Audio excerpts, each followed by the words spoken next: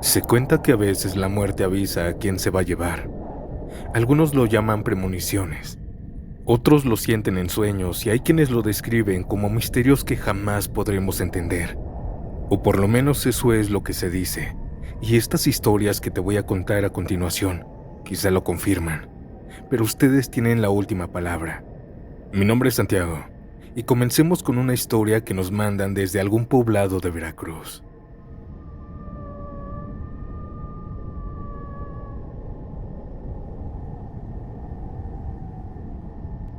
Buenas noches, audiencia. Me llamo Carolina. Tengo 36 años. En mi familia siempre se habló de dones raros, de visiones y cosas esotéricas y de brujería. Yo hoy me dedico a la santería, porque crecí rodeada de esto. Altares con velas encendidas, hierbas secándose colgadas en los techos, y el olor a copal que mi abuela y mi mamá encendían casi a diario para quitar la mala vibra. Pero lo que más marcó nuestra historia fue mi bisabuela. Ella nació a principios del siglo pasado y vivió hasta los 98 años. Se decía que era una mujer fuerte, con trenzas largas, la falda siempre arrastrando el polvo del patio, y una mirada que a cualquiera ponía nervioso. Tenía fama de ser curandera en su pueblo natal de Veracruz. La gente llegaba a su casa desde pueblos alejados, algunos trayendo gallinas, maíz o hasta borregos como pago. Lo más extraño era lo que ella decía, que podía ver a la muerte parada junto a las personas, y dependiendo de dónde la viera, sabía si la persona se iba a ir con ella, o si estaba lejos, aún había algo para salvarla. Hubieron muchos clientes, pero hubo uno que recuerdo muy bien. De niña escuchaba esta historia de boca de mi abuela, que siempre me dejó helada. Un político de Chihuahua buscó a mi bisabuela, no porque estuviera enfermo, sino porque quería ganar algo, algunas votaciones, algo así.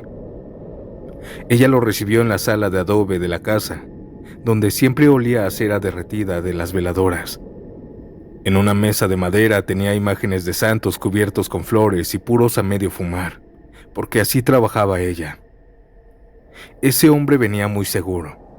Hablaba fuerte, casi mandando, y ella solo lo miraba con calma.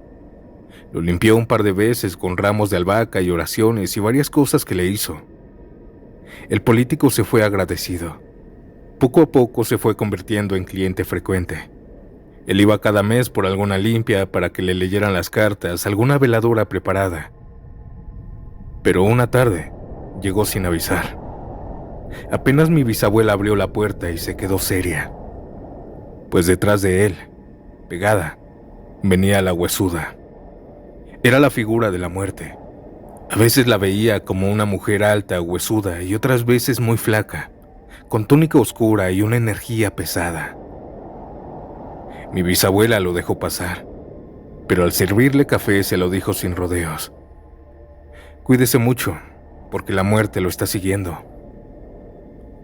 El político se rió, dio un trago y dijo que él estaba seguro que no era así. Pero a los 2 días lo balearon a plena luz del día. La gente dijo que fue un ajuste político. Ella, mi bisabuela, decía, no importa quién lo haya hecho, la huesuda ya lo esperaba. Pero estos encuentros no siempre eran fatales. Una vez se cuenta que llegó una señora arrastrando los pies, cargada por sus 2 hijas. Traían un rebozo lleno de ropas y frascos, y suplicaban ayuda porque los doctores ya no le daban esperanza. Mi bisabuela la recostó en una cama vieja que tenía junto al altar, donde siempre había una jarra de agua y un platito de sal para quitar males. Encendió copal, puso una vela y observó en silencio. Para ese entonces mi abuelita era una niña, y recuerda la escena porque todos callaron. La mujer jadeaba de dolor, y mi bisabuelita solo veía más allá de la cama como buscando algo. Después de rato, con voz firme dijo, la huesuda está aquí, pero está en la esquina, no pegada a usted. Todavía no es su hora. Le preparó baños con hierbas hervidas en un cazo de cobre. Le dio a beber té de bugambilias y rezos en voz baja. Le hizo limpias, rompimientos, velaciones, y demás cosas. Durante semanas la señora regresó a la casa. Poco a poco se fue levantando. Una mañana hasta bailó despacito en el patio para demostrar que estaba viva. Mi bisabuela solo sonrió y dijo: la muerte se fue. Volverá después, pero no hoy. Ella la curó. El relato más triste era de su propio padre. Una tarde mi bisabuela fue a visitar a su madre. Llevaba tamales envueltos en una hoja de plátano. Platicaron largo rato en la mesa de la cocina. Mientras el sol bajaba, su papá todavía no llegaba del trabajo. Así que antes de la cena decidió salir a la tienda por refrescos. Al salir de la tienda lo vio. Al fondo de la calle su papá venía caminando con un paso cansado, pero detrás de él venía la huesuda. La describía como un ser enorme de 2 metros envuelto en una túnica negra que parecía tragar la luz. Decía que a veces cargaba una guadaña que brillaba como si reflejara un sol que ya no estaba. Mi bisabuela esa vez gritó. Corrió hacia él, suplicó a la muerte que no se lo llevara. Incluso intentó hacerle una limpia con ramas que traía en la bolsa, suplicándole a la muerte llorando. Pero sabía en el fondo que era inútil. Días después su papá murió en un accidente de trabajo. La huesuda ya lo había marcado. Así vivió toda su vida, viendo la muerte en hospitales, en casas humildes, en casas buenas. La familia siempre decía que tenía un don terrible, y lo fue. Un don que cargó hasta la vejez, pues ella misma presenció su propia muerte. Mi bisabuela vivió hasta los 98 años. Todavía aún con esfuerzo preparaba café por las mañanas y se sentaba en su mecedora, bajo la bugambilia del patio. Pero un día reunió a todos, con las veladoras encendidas y la mesa llena de flores secas. Los miró uno por uno y dijo que ya le tocaba, que la muerte ya estaba a su lado y que ya no se le despegaba, que ya venía por ella. Lo dijo con ese tono que mezclaba misterio y certeza. Nadie dijo nada, solo se comenzaron a despedir de ella. Días después, tranquila en su cama, se durmió y no volvió a despertar. Murió de viejita. Así fue su vida, llena de encuentros con la muerte, avisos que nadie más veía, advertencias que a veces servían y otras veces no. Y así fue también su final, reconociendo que la muerte la acompañaba, como a una vieja amiga que por fin cumplía su promesa, la promesa de llevársela.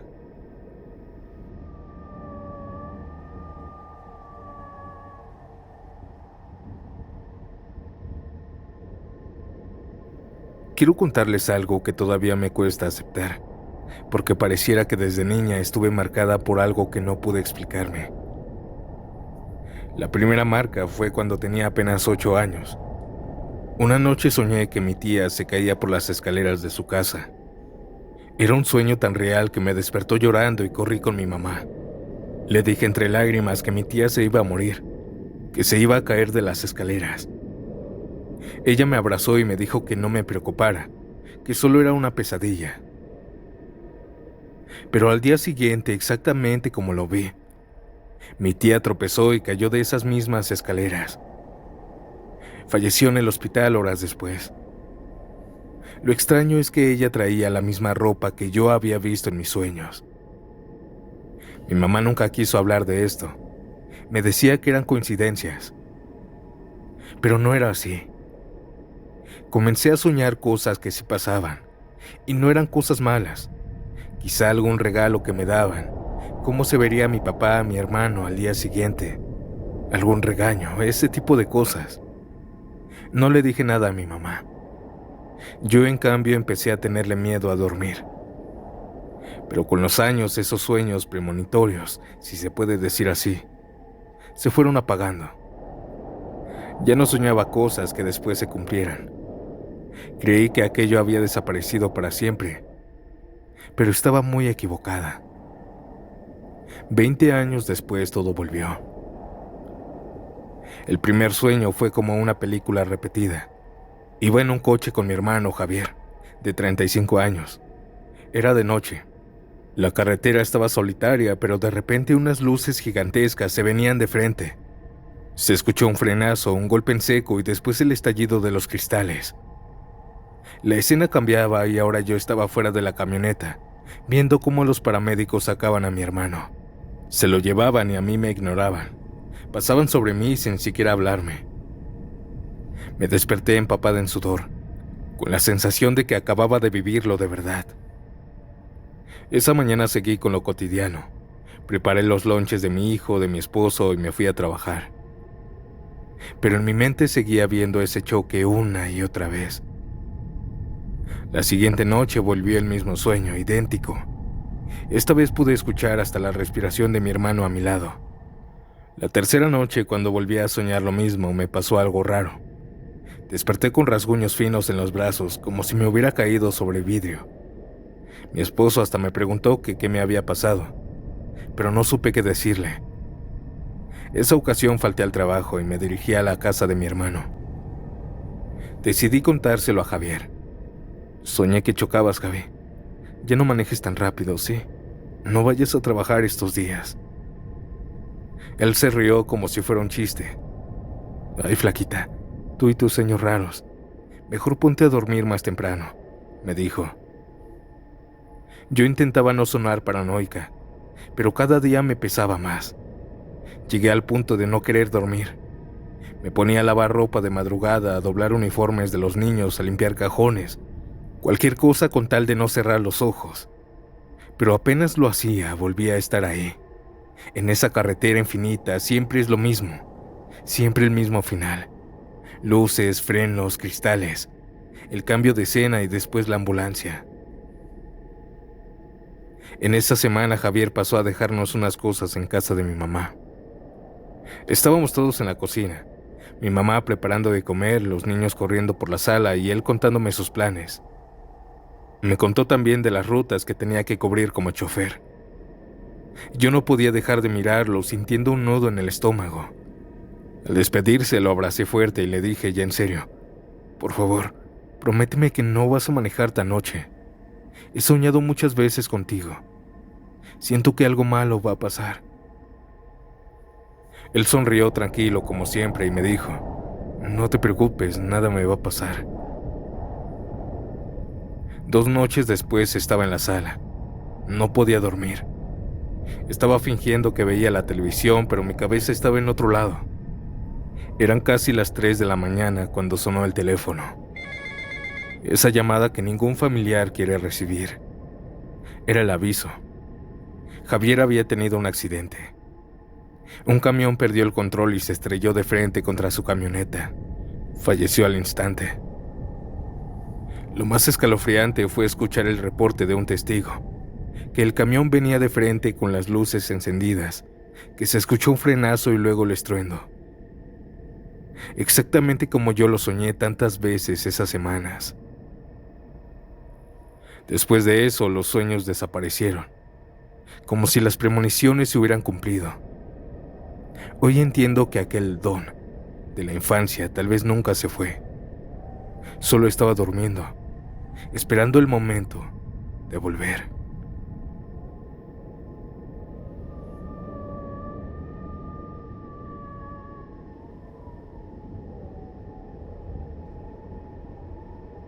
Hoy voy a contarles una historia que me sucedió y que creo que vi a la muerte llevarse a mi papá.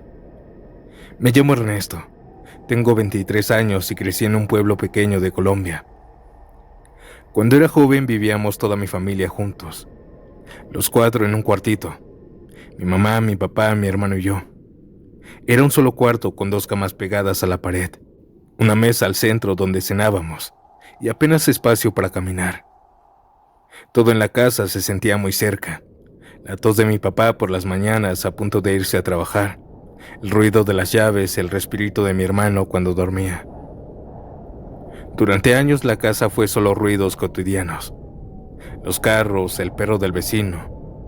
Nunca tuve alguna experiencia sobrenatural, ni mi hermano ni mi familia. Pero un mes antes de que todo cambiara, empezó a pasar algo extraño en mi casa. No fue de golpe. Al principio eran pequeñas cosas. Algunos ruiditos, algún golpe en la ventana, en el patio, nada que no tuviera explicación. Pero las cosas se fueron haciendo más fuerte. Una noche algo en mi cama cambió. Mi almohada olía raro, como si un animal pequeño se estuviera pudriendo, y aquel aroma nadie más lo percibía.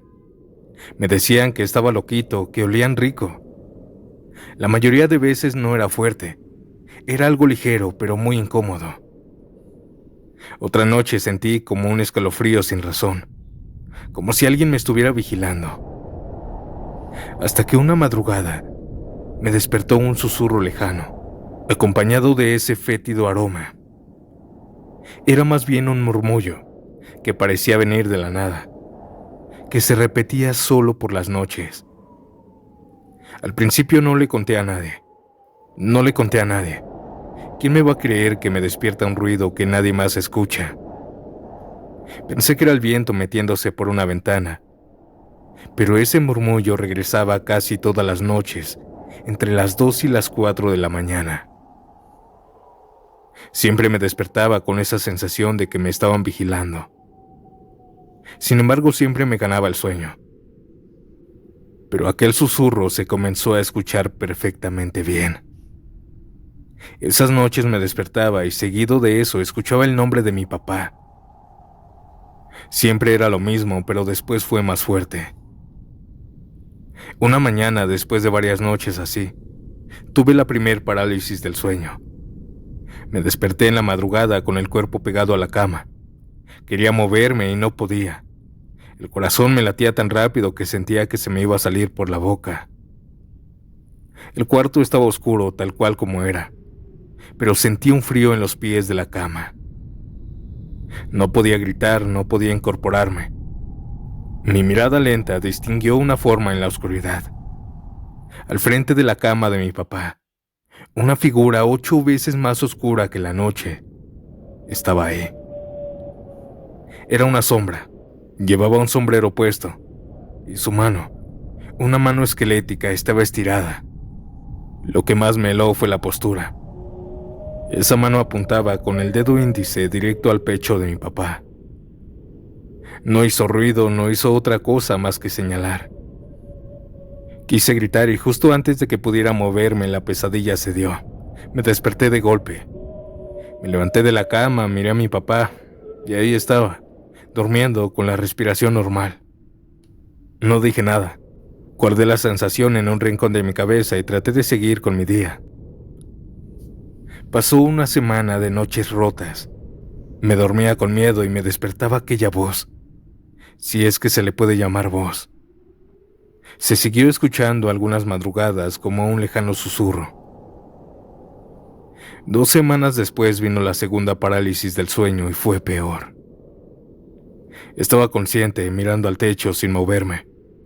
Podía sentir el sudor por la espalda, y entonces apareció la sombra otra vez, exactamente a los pies de la cama de mi papá. La figura se quedó señalando, pero ahora hizo algo que hasta hoy me retuerce por dentro. Se escuchó aquel susurro que todas las noches yo había escuchado. Adrián. Seguido vi a mi papá incorporarse sin hacer ruido. Se levantó de la cama como si obedeciera una orden. Se acercó despacio hacia la sombra y vi cómo mi papá extendía la mano y la posaba sobre la mano huesuda del hombre de negro. No hubo forcejeo, no hubo gritos. Mi papá le tomó la mano a esa cosa y la cosa lo tomó de vuelta. Y entonces la sombra y mi papá se movieron hacia la salida. Antes de perder la conciencia por completo, vi cómo la figura inclinó la cabeza y se lo llevó. Me desperté al amanecer con el cuerpo entumido. Estaba mi papá ahí en la cama y lo llamé.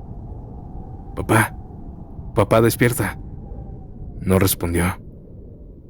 Mi mamá me dijo que qué quería y yo asustado le dije que mi papá no estaba respirando. Después de eso mi mamá intentó despertarlo, pero ya no lo hizo.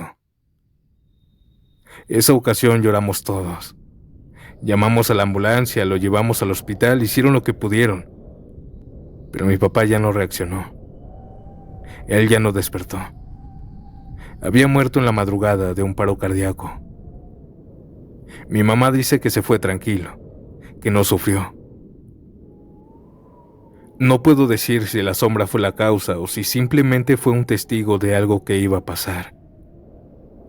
Lo que tengo claro es que yo fui el único que la vio con tanta claridad. Aquella sombra con la mano huesuda, la postura en la que señalaba a mi papá y después el gesto casi ceremonial cuando mi papá le tomó la mano y se fue con ella. La casa quedó vacía. Mi mamá se acostumbró a llorar en silencio. Yo me pasaba las noches escuchando cualquier ruidito, esperando que la sombra volviera o que la voz regresara, pero ya no la oí. A veces siento culpa por no haberme atrevido a decirles la locura que vi.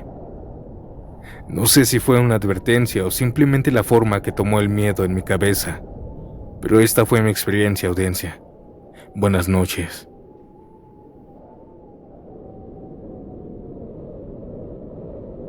Antes de pasar al último relato, no olviden dejar su like y comentar a qué hora te atreves a escuchar estas historias.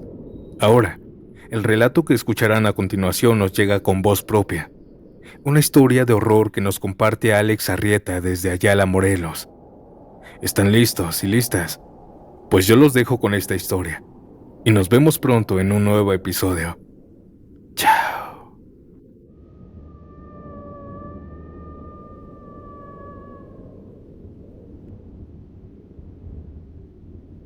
¿Qué tal? Buenas noches. Mire, esta historia es sobre mi abuelo.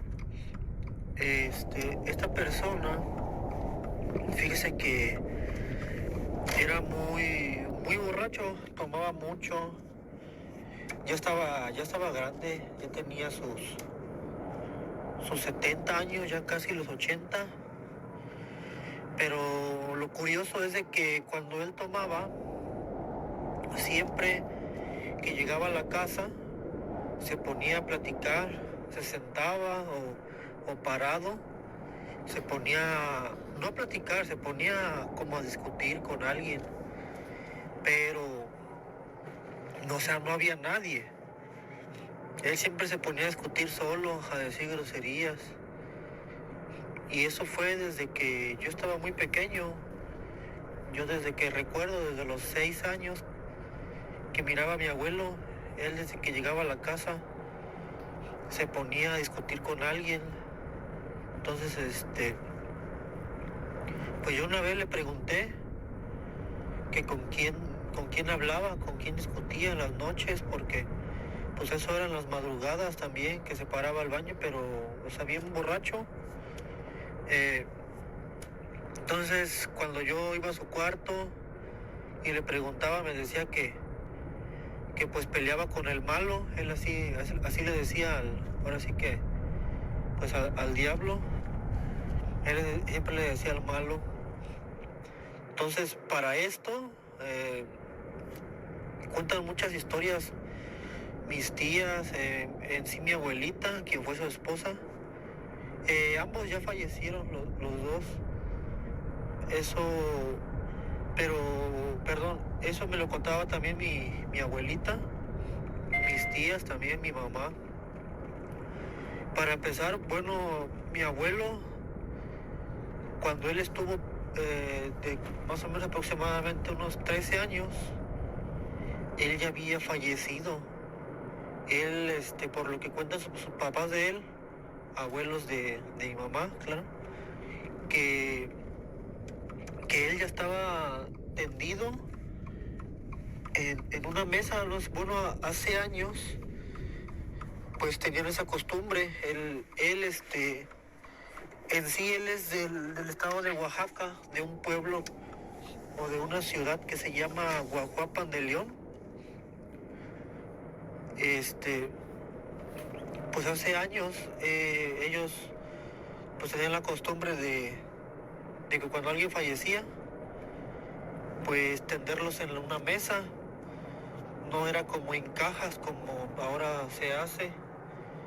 Entonces, pues en sí él ya había fallecido. Y entonces, pues fue que el asombro de todos que pues él se levantó de la mesa como si nada le hubiera pasado. Él había fallecido, al parecer, no, si más bien no recuerdo, de viruela o del sarampión. Una de esas dos enfermedades fue que le había dado. Entonces, pues sí, él se paró de la mesa y pues todos bien asombrados. Para eso, lo que yo recuerdo, él me contó que sí, efectivamente, eso fue lo que le sucedió. Pero él, antes de ver ahora sí que, de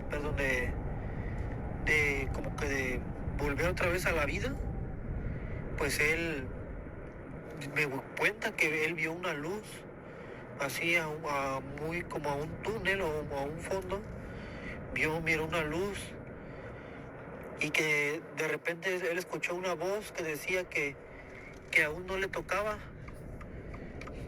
Y fue cuando él dice que recuerda que fue cuando él despertó.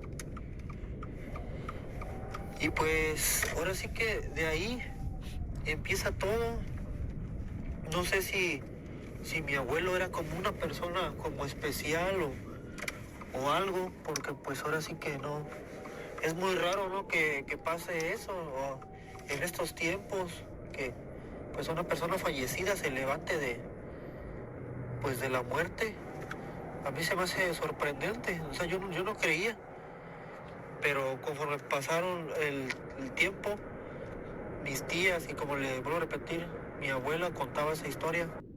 Entonces aquí se desenglosa más la historia cuando él vuelve, pues ahora sí que, pues a la vida. Empieza a hacer sus tareas normales. Él cuidaba chivos o borregos en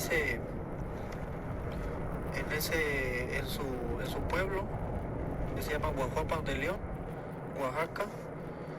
Entonces él se iba al cerro a cuidar las chivas, pero para eso lo que él me cuenta, que se llevaba siempre a 2 perros, y siempre le gustó el vino. Entonces se iba al cerro y allá, mientras cuidaba los chivos, él se emborrachaba. Para esto, él conoció a un señor que vendía leña. Hace años tenía la costumbre creo que hasta la fecha, de personas ir a cortar leña al cerro y venderla en el pueblo. Entonces, él en ese cerro, mi abuelo, conoció a esa persona y se hicieron amigos, se frecuentaban muchas veces cada que mi abuelo subía al cerro. Entonces, para eso el cerro se llama el Cerro del Tigre, así es muy conocido allá. Entonces me cuenta mi abuelo que ese señor, un día platicaban cosas que, por ejemplo, pasaban ahí en el cerro, que lo típico de que pues aparecía el diablo y pues todas esas cosas. Entonces entraron así como en una conversación. Ese señor, el leñero, le dijo que él vendía libros, porque él iba a la Ciudad de México a comprar libros y los vendía ahí en el pueblo. Pero pues uno de esos tantos libros eran libros de magia. Entonces, pues platicando ahí, entre ellos, pues mi abuelo le dijo que si le vendía un libro. Entonces el señor dijo que sí, que la próxima vez que se encontraran, él se lo iba a regalar, no se lo iba a vender, se lo iba a regalar.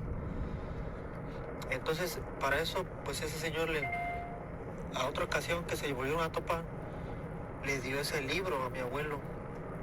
Entonces lo que cuenta mi abuelo, que ese libro venía pues varias hojas como de colores, pero en cada color era diferente magia.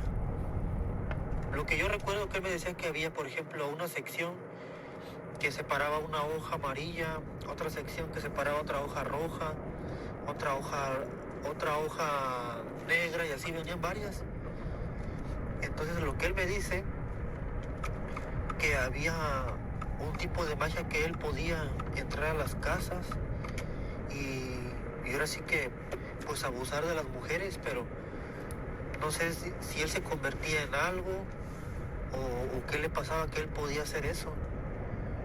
Entonces él siguió así porque, bueno, él prácticamente también una vez lo quisieron matar después de que él ya había leído ese libro y fue por la causa, fue por una mujer, y él se aventó un barranco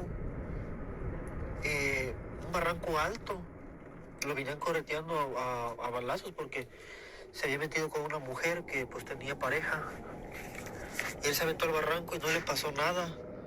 Solamente bueno, sí le pasó, se quebró el brazo, pero pues fue algo, pues algo se puede decir algo muy leve a comparación, pues como el barranco estaba de alto, ¿sí? Entonces, a partir de eso, le empezaron a pasar muchas cosas. Él me decía que sobre la calle, cuando iba en las noches ya borracho, dice que se le aparecía el malo, así entre los árboles, que él lo miraba y desde ahí, desde ese entonces, le digo, más o menos como la edad que tenía él, como unos 18 años, él miraba desde ahí ese personaje, desde esa edad. Entonces sus padres se dieron cuenta de ese libro y se lo quemaron y a él pues lo corrieron de la casa porque pues sus papás de mi abuelo pues eran católicos y pues al ver que estaba usando ese libro que pues era de algo malo, pues se enojaron mucho y pues eran muy estrictos en aquellos tiempos. Entonces lo corrieron de la casa y él se fue a radicar a Morelos, donde somos, donde soy yo también y donde le cuento esta historia del estado de Morelos. Él se fue para allá, para Morelos, pero lo interesante es de que pues a él le pasaban demasiadas cosas. El libro se lo quemaron, su papá se lo quemaron. Lo que cuenta mi abuelita, que le contaron sus papás de mi abuelo, que el libro no se quemaba. Tardó demasiado tiempo para quemarse ese libro, pero pues es que, pues la verdad es impresionante cómo no se o tardó en quemarse un libro.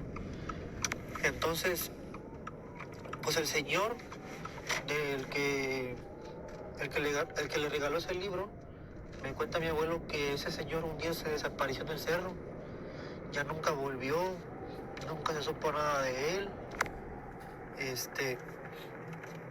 Nadie sabe qué le pasó, solamente un día salió y fue al cerro, ya nunca regresó, fueron a buscarlo, ya nunca volvió. Lo que me dice mi abuelo, que tal vez él sí también leía libros de magia, si ha de haber hecho un pacto o algo, y pues ahora sí que pues le vinieron a cobrar su alma, y es por eso que ya nunca volvió en el cerro, se desapareció, nunca supieron de él. Entonces mi abuelo no sé si hizo algún pacto o algo, pero la verdad siempre él nunca padeció de ninguna enfermedad y tomaba demasiado, se la pasaba en las calles tomando, y creo que él traía o él siempre trajo algo malo. Nunca, a pesar de que le quemaron el libro, él como que de ese libro a él se le, ¿cómo se le puede decir? A él lo seguía pues una entidad o algo, porque pues siempre le pasaron demasiadas cosas y nunca se murió, lo atropellaban, le pasaba de todo. Incluso una vez donde yo vivo, se llama San Pedro Apatlaco, Coahuistla, ahí está una hacienda muy conocida, que ahí es donde habitó Emiliano Zapata. Él se aventó de un barranco donde yo vivo aquí. Lo que no sé, lo que nadie sabe, si se aventó o se cayó, porque había un camino a la orilla del barranco. Entonces no saben si se aventó o de plano por ir muy borracho se cayó, pero no le sucedió nada. Solamente unos dolores que tuvo como una o 2 semanas, pero de ahí en fuera no le pasó nada. Y el barranco está demasiado alto, demasiado. Y los paramédicos que fueron a ese día a traerlo porque le hablaron a la ambulancia, estaban sorprendidos de por qué no le había pasado nada. Si se había caído de una altura pues impresionante. Entonces yo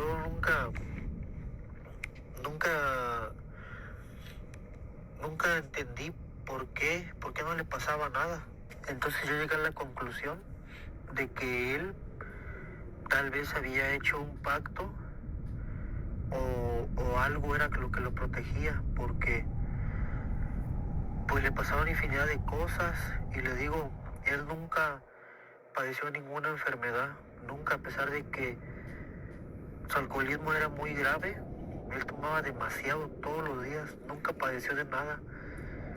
Él vino a fallecer cuando se dio lo del COVID. Él se enfermó del COVID y, como le decía, él se salía a las calles, ya estaba grande, se salía a la calle a tomar y así andaba. Entonces, cuando él se curó del COVID, a mí una vez se me salió de la casa porque yo era el que lo cuidaba. Se me salió de la casa y se fue y ya nunca regresó.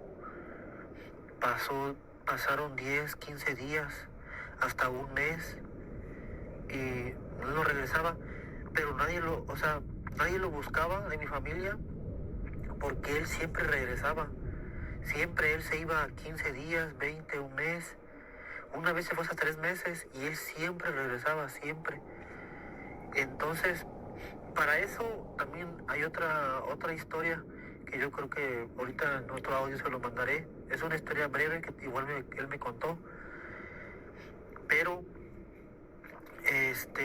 cuando él se me salió de la casa y ya no regresó, yo lo soñé. Lo soñé diciéndome que él ya estaba muerto y estaba bien enojado, me decía que por qué no habíamos ido a buscarlo. Y yo en el sueño yo le dije, digo, pero es que tú siempre regresas, siempre te has ido y siempre regresas. Entonces yo lo recuerdo con una cara bien enojado y él me dijo que ya estaba muerto, que fuéramos a buscarlo. Entonces fuimos a buscarlo al CEMEFO y ahí él se encontraba ahí. Ya llevaba 15 días de fallecido. Ya ni siquiera pues nos dejaron pues así verlo bien o así. Nos lo entregaron pues envuelto y pues ya preparado porque pues ya llevaba varios días fallecido. Entonces él, desde ese día que él salió, ese día él falleció y falleció de una caída que se golpeó en la cabeza. De eso él falleció. Lo que le iba a contar, pasó en un diciembre de hace alrededor, creo que de 10 años, o sí, como hace 15 años alrededor. Él en diciembre se desapareció un mes. Y cuando él regresó después del año nuevo. Y pues regresó pues así bien flaco y todo. Y lo que él me contó, yo le preguntaba que en dónde estaba. Y él me dijo, estaba yo perdido, dice. Andaba yo en unos cerros. Dice, no había nada, dice, no había casas ni nada. Dice, prácticamente me perdí. Dice, pero ¿cómo le hizo para sobrevivir? Digo, en ese mes, ¿cómo fue que comió, que tomaba? Y él me decía que cada día, en el cerro, donde él andaba, pues en el campo, no se andaba perdido, a él cada día se le aparecía una persona diferente, que le daba comida y le daba agua. Y yo le decía, pero ¿cómo? O sea, ¿cómo se le aparecía a alguien si usted me dice que no había ni casas, no había nada? Dice, no sé, dice, no entiendo, dice, pero siempre, dice, en las mañanas, dice, y en las tardes, noches, siempre se me apareció una persona distinta que me regalaba comida y me regalaba agua. Dice, así fue como sobreviví en ese mes. Y ya después fue que encontré el camino de regreso, pero no sé, nadie sabe en dónde él se encontraba o en qué cerros andaba, porque donde somos nosotros, o sea, sí hay cerros, pero sí se ve, o sí hay sí hay casas cercas de los cerros. Entonces lo que yo no entiendo, cómo él dice que en ese mes él no miró ninguna casa, ni una persona así que como una familia, porque pues en sí él dice que él iba vagando, todo ese mes se la pasó así, en puros cerros y campos, y no había nadie más que las personas que le regalaban comida.